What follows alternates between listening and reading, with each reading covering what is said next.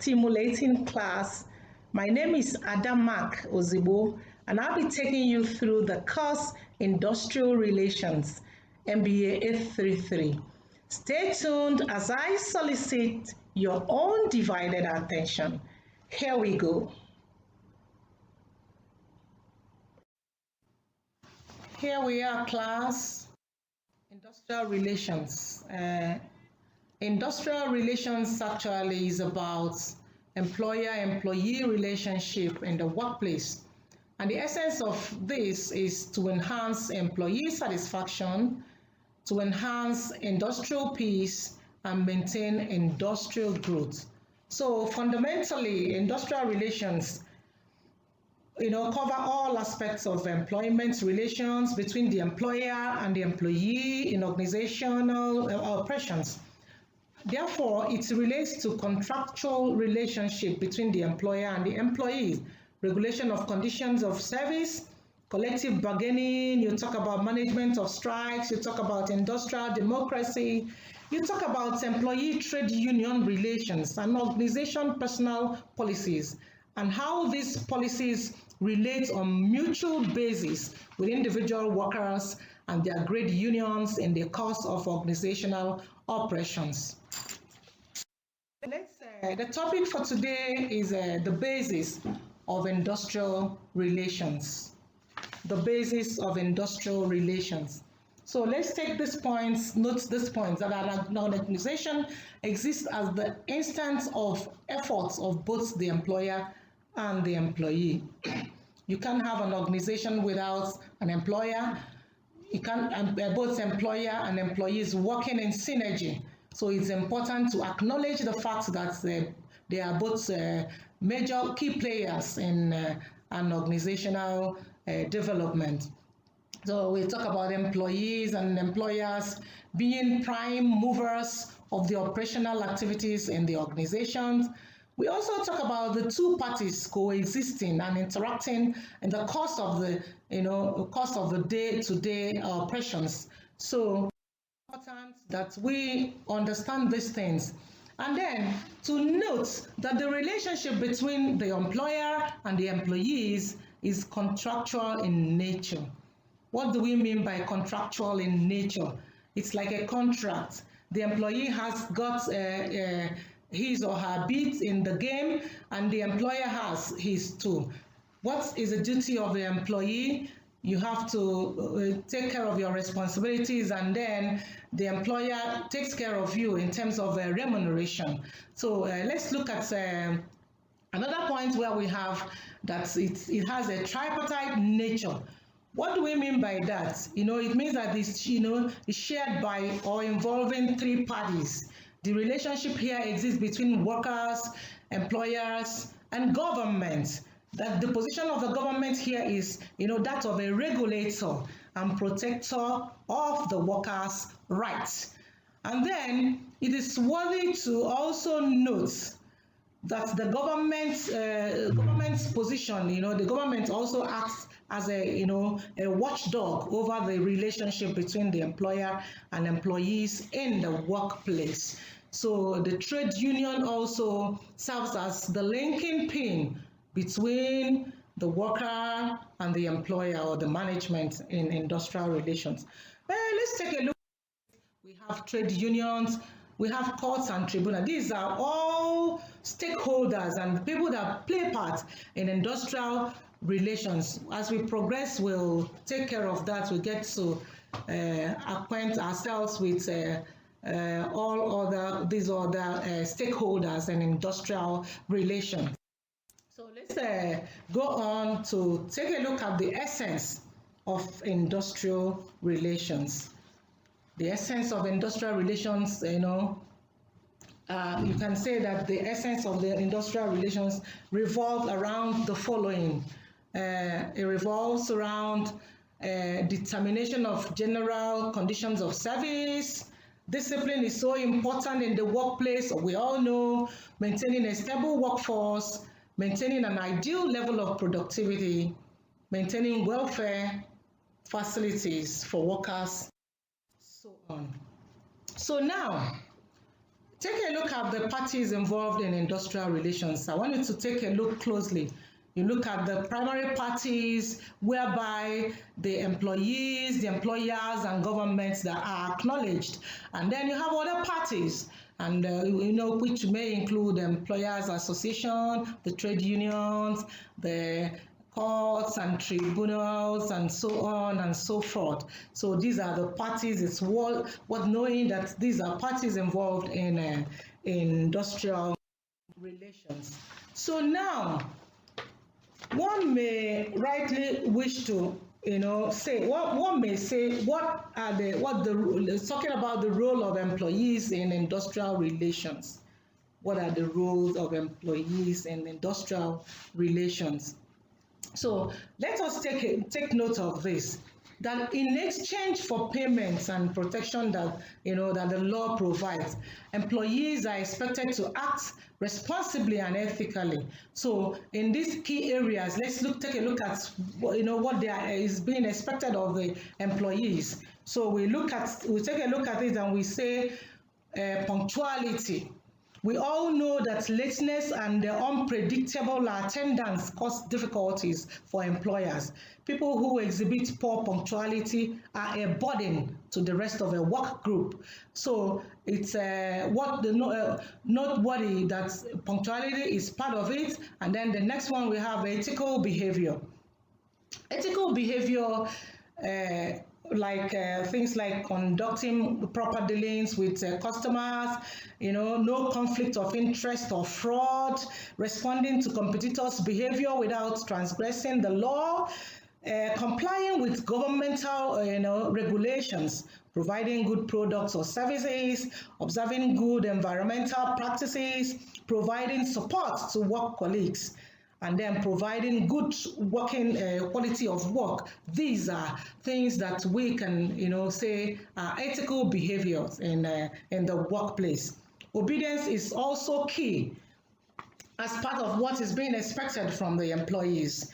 Like obedience, employees are expected to be obedient to all lawful orders from their employer or employer's agents, like a manager, and so on. They are expected to carry out work assigned to them, like we call it the job description, and in the manner requested by the employer, provided it is not against the law. Provided it is not against the law. So one wouldn't say, I'm being obedient. Whatever you ask me to do, I do it obediently. It doesn't matter. There's a clause here, and the clause says, provided it's, whatever they are asking you to do, it's not against the law. So the next one is confidentiality and privacy. It's important that we also note that employees must not misuse the information, any kind of information about clients or companies, personnel. Under the Privacy Act, for instance, information can only be used for the purpose for which it was collected. So it's good to take note of that. And then the next one is safety and care. So under safety and care, employees are responsible actually for acting with all due regard to safety all the time. They have a responsibility to observe the legal safety regulations. They must give consideration to the health and welfare of co-workers. And then relations.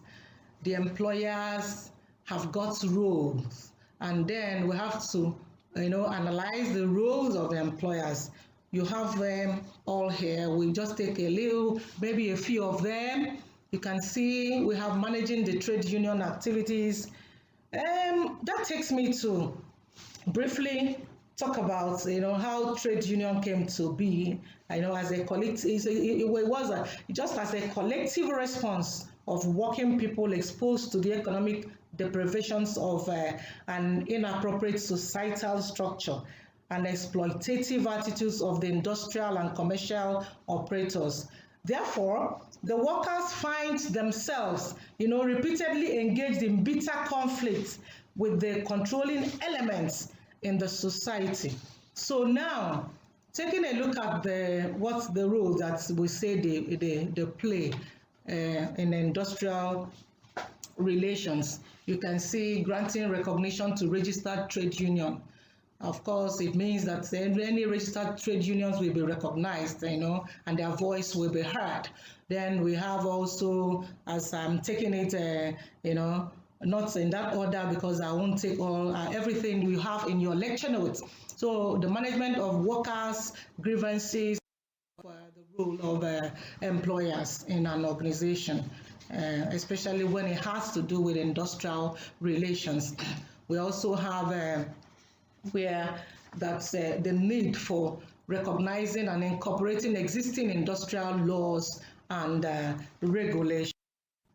The role of trade unions in industrial relations.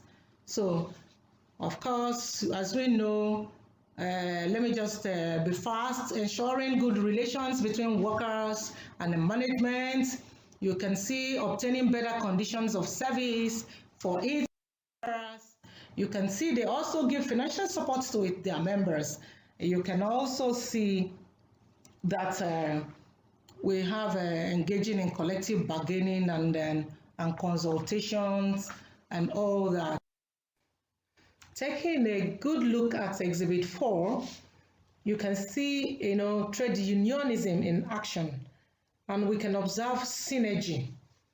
There is strength in unionism. You can see different hands coming, together, being joined to achieve greater heights. What an employee cannot achieve standing alone can obviously be, possible with a union of other employees. So this is so amazing.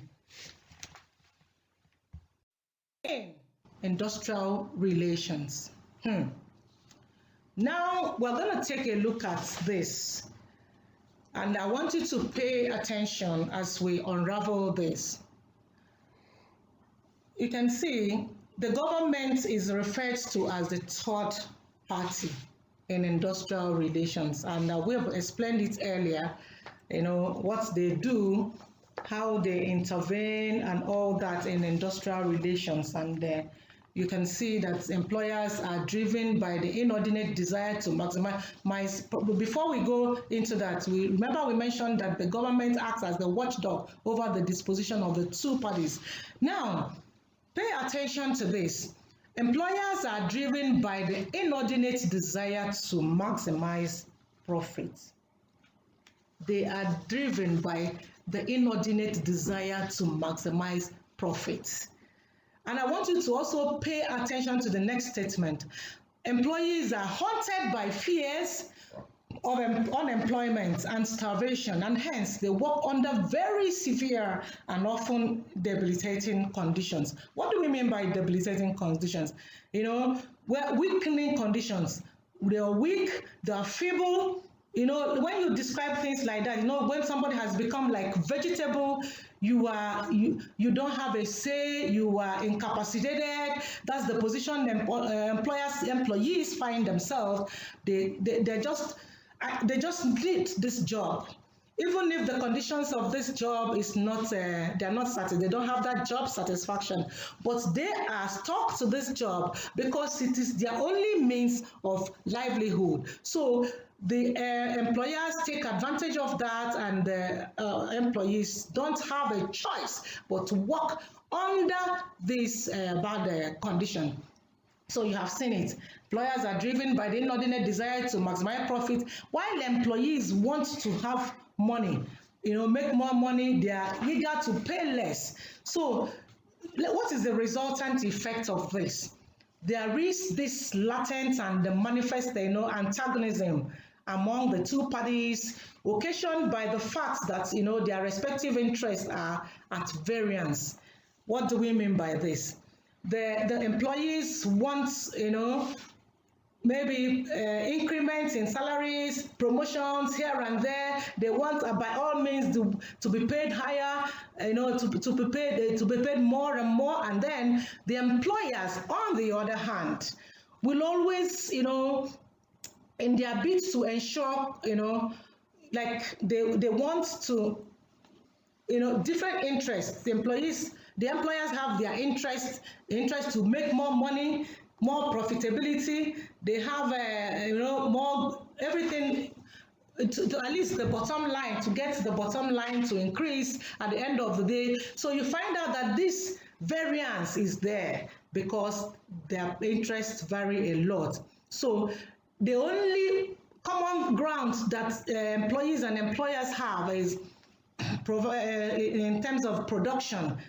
They want to continually ensure that production, it goes on, because that is, if there's no production, they won't be paid. So for that reason, that's the only common ground. Otherwise, all in an organizations, all you see is variance of interest. So, okay, so here we have government intervention, what it will ensure.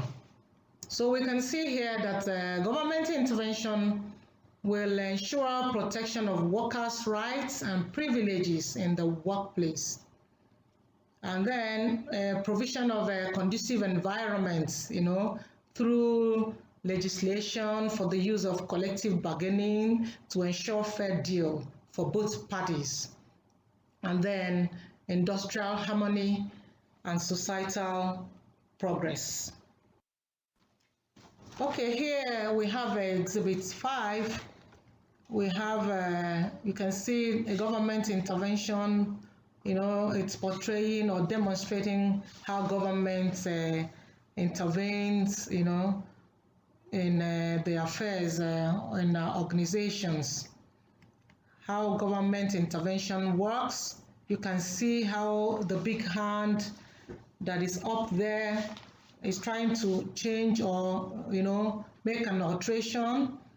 It signifies power, and it therefore behooves on the government to intervene in the practice of industrial relations in order to regulate the behavior of the employers and at the same time ensure their compliance with the existing industrial laws.